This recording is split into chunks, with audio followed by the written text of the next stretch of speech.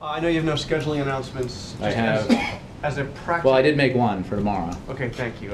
Beyond that, but as a Thursday. That as too. a practical matter, is it possible for the president to travel internationally if the government is shut down? I mean, have you looked into that? Do you have the personnel to do it? I would.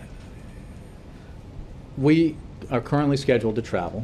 We certainly hope that in the time between now and the president's scheduled departure, that the Speaker does the right thing, puts on the floor of the House a bill that will overwhelmingly pass, according to Republican congressmen, Right. a clean CR, and reopen the government. The logistics of that, I think, are best addressed to the agencies involved and to OMB. But right now, you know, the trip is scheduled, and we're hoping, it's only Tuesday, that the government will open because the Speaker will respond to the majority of the House over which he has dominion, and to the wishes of the American people to get about the business of responsible governance. But you don't see that a shutdown would prevent the trip. You know of nothing right now that would. I mean, I have no new information to provide on that. Does the president bear any responsibility whatsoever for what's going on for this mess?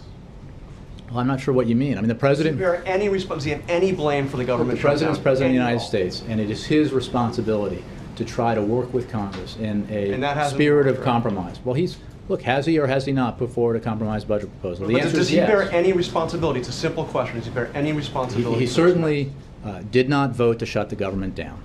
And if that's what you're asking, no, he did not vote to shut the government I'm asking down. if he bears The any Republicans responsibility. did. John, he did not.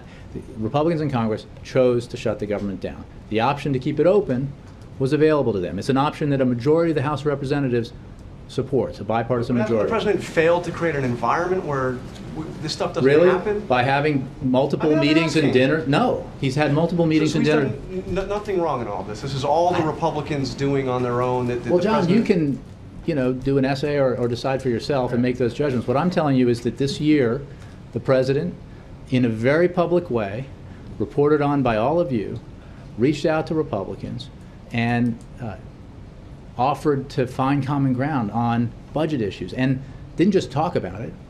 Put those ideas in a concrete budget, causing a lot of consternation in his own party because some of the choices he made and some of the decisions he was willing to embrace were not popular among all Democrats or Democrat support groups.